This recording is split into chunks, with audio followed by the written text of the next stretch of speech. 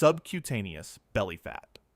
This is the soft fat that sits directly under the skin. It is the type most people can pinch with their fingers around the stomach, waist, and lower abdomen. Subcutaneous fat develops gradually when the body stores more energy than it uses over long periods of time. It is often the most visible form of belly fat and usually contributes to the rounded appearance many people notice in the mirror. While carrying too much of it can still affect health, it is generally considered less dangerous than deeper forms of abdominal fat. Weight gain, low activity levels, poor eating habits, and aging can all contribute to its buildup. Visceral belly fat. This type of fat is located much deeper inside the abdomen. Instead of sitting under the skin, it surrounds internal organs such as the liver, intestines, and pancreas. A person can appear relatively slim on the outside and still carry a significant amount of visceral fat. What makes it different is its activity inside the body. It releases substances that can influence hormones, inflammation, and metabolism. Excess visceral fat has been linked to conditions such as heart disease, type 2 diabetes, and high blood pressure. This is one reason waist size is often used as a simple indicator of health risk. Lower belly fat. This refers to fat that accumulates primarily in the area below the navel. Many people notice that this region is often the last place to become lean during weight loss. Hormones, genetics, posture, and overall body fat levels can all influence how much fat is stored there. For some individuals, lower belly fat becomes more noticeable with age as muscle mass gradually decreases and daily activity levels drop. Although it is usually a mixture of subcutaneous and visceral fat, its location gives it a distinct appearance that many people recognize immediately. Upper belly fat. Upper belly fat tends to collect above the navel and below the rib cage. It can make the stomach appear firm, rounded, or protruded. In many cases, a large amount of upper abdominal fat may indicate a higher proportion of visceral fat underneath. Lifestyle factors such as chronic overeating, excessive alcohol consumption, poor sleep, and long periods of inactivity often contribute to its development. Because the upper abdomen sits close to several major organs, changes in this area are often monitored closely by health professionals. Hormonal belly fat.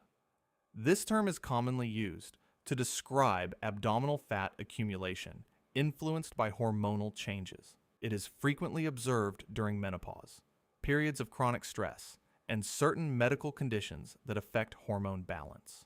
Elevated stress hormones can encourage the body to store more fat around the midsection. Changes in estrogen, testosterone, and insulin can also affect where fat is deposited. Unlike fat caused purely by excess calories, hormonal belly fat often reflects a combination of biological and lifestyle factors working together over time. Stress belly fat. Stress belly fat develops when long-term psychological or physical stress affects the body's hormone levels. During stressful periods, the body releases cortisol, a hormone designed to help manage challenges and emergencies. When cortisol remains elevated for extended periods, appetite may increase, and fat storage around the abdomen can become more common. People experiencing chronic stress often notice changes in sleep quality, food choices, and physical activity, all of which can further encourage abdominal fat gain. Postpartum belly fat. After pregnancy, many women experience changes in abdominal shape and fat distribution. The body naturally stores extra energy during pregnancy to support both mother and baby. Following childbirth, some of this fat may remain, especially around the lower abdomen. In addition, stretched abdominal muscles and changes in posture can make the stomach appear larger than it actually is. Recovery varies widely from person to person, and it often takes time for the body to adapt to its new normal. Alcohol belly fat.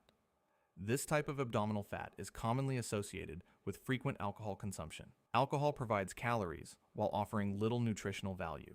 It can also influence appetite and reduce self-control around food choices. Over time, excess calorie intake from alcohol and accompanying snacks may contribute to fat storage around the waist. Historically, this pattern became widely recognized in populations where heavy drinking was common, leading to familiar terms that describe a prominent abdominal appearance.